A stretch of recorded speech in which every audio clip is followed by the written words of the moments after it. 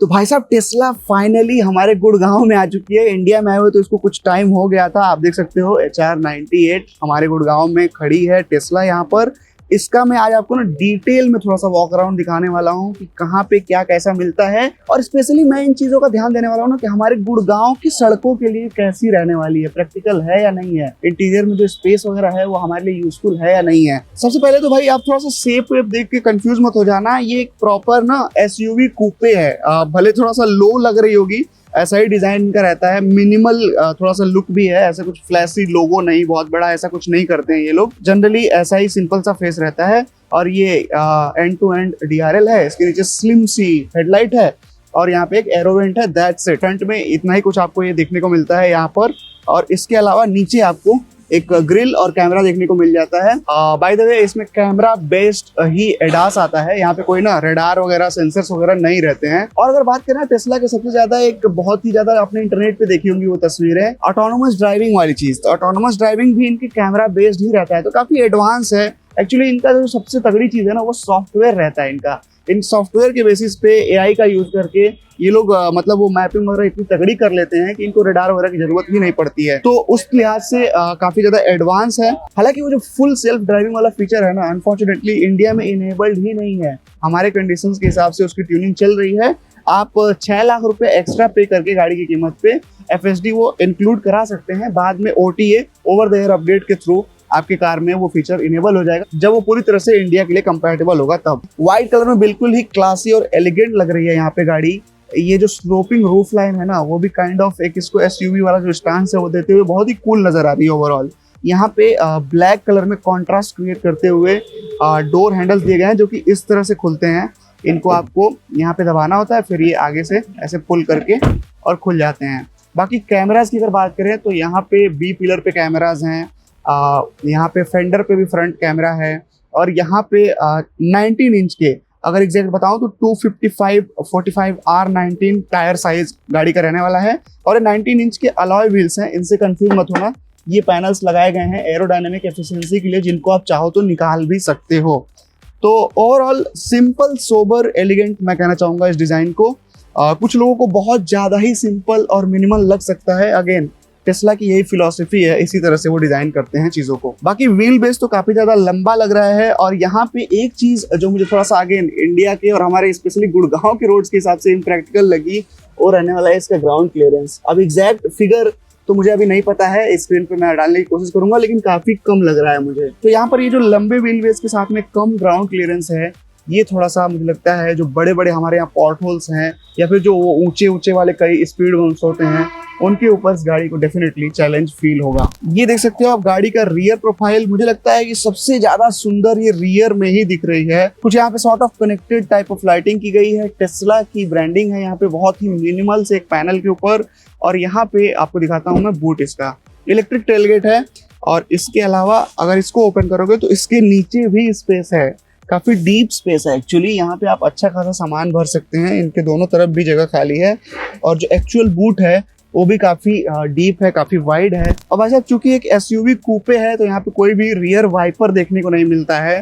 तो अगेन इसको भी आपको थोड़ा सा वाइप वगैरह करते रहना होगा। माइक्रोफाइबर क्लॉथ हैंडी रखना पड़ेगा इस गाड़ी के अंदर। और भाई साहब टेस्ला है तो फ्रंट को कैसे भूल सकते हैं। अच्छा खासा स्पेस यहाँ पे फ्रंट में भी देखने को मिल जाता है बोनट के नीचे। तो भाई साहब आप देख सकते हो इंटीरियर कुछ इस तरह का है। और अगर मैं बैठता हूँ यहाँ पर तो ये जो सीट है ना फुल्ली इलेक्ट्रिकली एडजस्टेबल है। इसको मैं अभी थोड़ा सा ऊपर करता हूँ क्योंकि भाई SUVs में जब मैं बैठता हूँ तो मैं चाहता हूँ कि पूरा ही कमांडिंग जो व्यू वगैरह आगे का दिखता रहे। तो कुछ इस तरह से है। और अब मान लो मुझे स्टीयरिंग को थोड़ा अपने पास लाना है तो उसके लिए मुझे यहाँ जाना होगा। फिर आप देख सकते हो यहाँ से अप डाउन इन आउट करना है। तो इसको मैं ऐसे करता हूँ and then it comes out like this, goes down goes up. तो ये इस तरह से अब एडजस्ट हो चुका है मेरे अकॉर्डिंग। ऐसा मैंने इसलिए किया कि मैं आपको पीछे का स्पेस दिखा पाऊँ किस तरह से है। और बाकी अगर बात करें ना यहाँ क्वालिटी ऑफ मटेरियल्स तो प्रीमियम है। और डैशबोर्ड सॉफ्ट टच है, ये स्लाइडेबल इसमें लगे हुए हैं। और इसके अंदर स्पेस काफी डीप है भाई, बहुत बढ़िया स्पेस है इसके अंदर। 2 कप होल्डर्स हैं। इसके नीचे आप देख सकते हो यहाँ पर भी स्पेस दे दिया गया है। तो काफी प्रैक्टिकल है। यहाँ पे ग्लव बॉक्स भी है लेकिन अनफॉर्चुनेटली अभी वो अनलॉक्ड नहीं है तो हम आपको नहीं दिखा सकते हैं। इंटीरियर का जो कलर है इस यूनिट में फिलहाल व्हाइट है। इसके अलावा ऑल ब्लैक का भी ऑप्शन दिया गया है। रूफ की अगर बात करें ना, तो यहाँ पे पहले इसकी बात कर लेते हैं हम। जो हमें सनशेड मिलता है, तो यहाँ पे लाइट्स है और वैनिटी मिरर है, लेकिन ये जो है आप इसको एक्सटेंड नहीं कर सकते हो। मान लो अगर ऐसा साइड में किया आपने, तो मुझे नहीं लगता है कि एक्सटेंशन को इतनी ज़रूरत भी है। तो ये चीज़ सही है इसके बारे में। एक चीज़ जो सही थोड़ी मुझे नहीं लगी वो रहता है भाई इसका ग्लास रूफ। अभी तो देखो ठंड का मौसम है तो कोई दिक्कत नहीं है, लेकिन गर्मी जब आएगी तो आई एम 110% श्योर कि ये आपके सिर को गर्म करने वाला है। टिंटेड है ये ग्लास, लेकिन उतना भी टिंटेड नहीं है कि हमारे 50 डिग्री सेल्सियस वाले धूप को ये रोक पाए। बाकी यार जो भी चीज़ें हैं ना, वो सारी की सारे कंट्रोल्स इसके अंदर दिए गए हैं। जैसे सीट का हो गया, या फिर आपको मिरर्स वगैरह भी एडजस्ट करने हैं ना ORVMs को, तो वो भी यहीं से होंगे। ग्लव बॉक्स खोलना है, विंडो खोलना है, यहाँ तक कि ड्राइव वगैरह भी आप यहीं से करोगे। हर एक सेटिंग चार्जिंग से रिलेटेड कुछ करना है, लाइट्स वगैरह को आपको इधर करना है, तो सब यहीं से आपको करना होगा।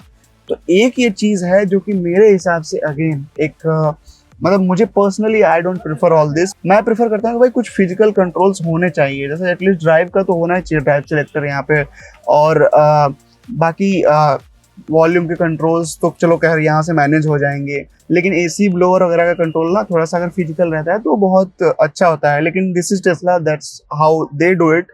तो इसमें आपका क्या ओपिनियन है? How do you like it, और you prefer old school little bit of those mechanical things? वो बताइएगा आप कमेंट्स के अंदर। यहाँ पे एंड्रॉयड ऑटो और एप्पल कारप्ले का सपोर्ट नहीं है, हाँ, लेकिन ब्लूटूथ से कनेक्ट करते ही इनका एक अपना सिस्टम है जो कि एंड्रॉयड ऑटो और एप्पल कारप्ले के जैसे ही एक्ट करने लगता है। तो ज़्यादातर जो चीज़ें आप उन 2 ऐप्स के साथ करते हो वो यहाँ पर भी कर पाओगे। अगेन इसको मैं डिटेल में कभी एक्सपीरियंस करूंगा तो फिर उसके बाद में आगे आपको बताऊंगा। गाड़ी का डोर ओपन करने के लिए ना यहाँ पे एक बटन दिया गया है, इसको आप प्रेस करोगे, काफी टेक्टाइल है, तो उसके बाद से बाहर धकेलना होता है, खुल जाएगा। अगर मान लो किसी कारण से वो काम नहीं कर रहा है तो आप इसको ऐसे पुल करोगे, यहाँ पे एक लीवर है, ये मैकेनिकल है, इसके बाद दरवाजा खुल जाएगा। तो अभी जैसा कि मैंने आपको बताया था ना, ये मेरे ड्राइविंग पोजीशन के हिसाब से एडजस्टेड है। उसके बाद आप देख सकते हो भाई साहब, लेग रूम, नी room, under Thai support, recline angle, सब कुछ एकदम बेहतरीन है।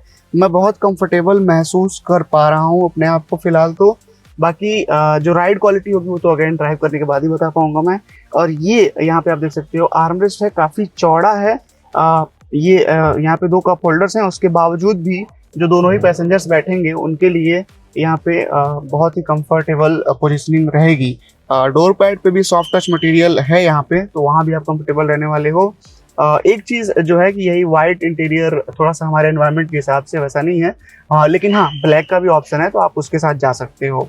ये 2 कलर ऑप्शंस इंटीरियर के लिए रहने वाले हैं। इसके अलावा यहाँ पे एक स्क्रीन दी गई है जिसके अंदर बहुत सारे कंट्रोल्स हैं। एक्चुअली इन सीट्स को भी फोल्ड कर सकते हैं इस तरह से। अगर देखो आप, ये जैसे ये सीट अभी फोल्ड हो रही है मेरे बगल वाली, तो इनका एक्चुअली रिक्लाइन एंगल एडजस्ट हो रहा है, तो इस तरह से हो सकता है। मैं अपने सीट को अगर देखूं तो और भी अभी पीछे की तरफ रिक्लाइन हो सकती है ये। तो अगर आप लॉन्ग ड्राइव पे जा रहे हो तो कुछ इस तरह से इसमें बहुत ही कंफर्टेबल होकर के आप बैठोगे।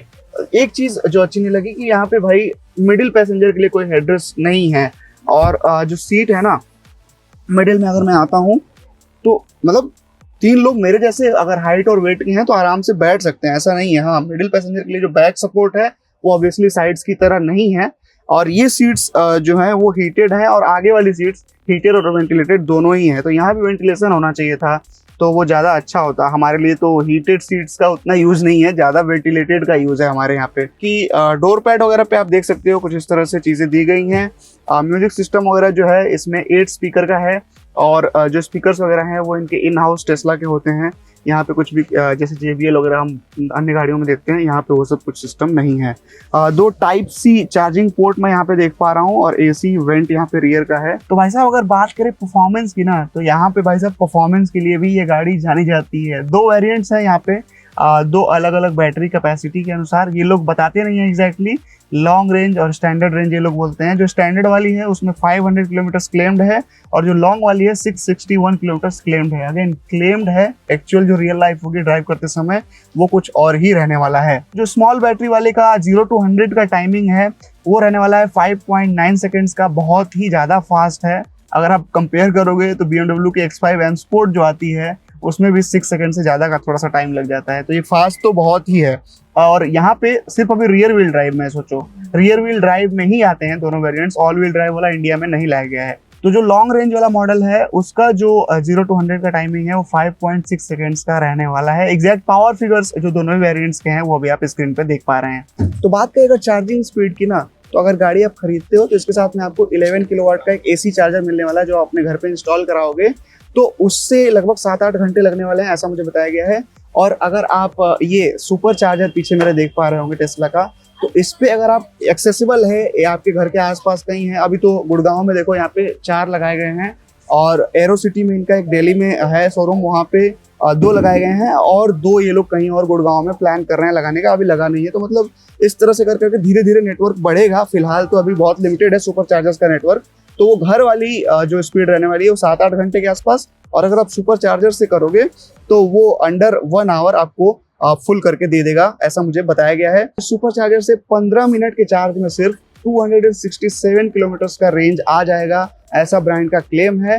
तो भाई ये तो काफी तगड़ी फास्ट चार्जिंग स्पीड यहाँ पे डेफिनेटली है, और मैं उम्मीद करूंगा कि भाई ये जो सुपर चार्जर्स का नेटवर्क है इसका एक्सपेंशन जल्द से जल्द की जाए, तब डेफिनेटली लोग इस गाड़ी में और भी ज्यादा इंटरेस्टेड हो जाएंगे, इसको अडेप्ट करने लग जाएंगे।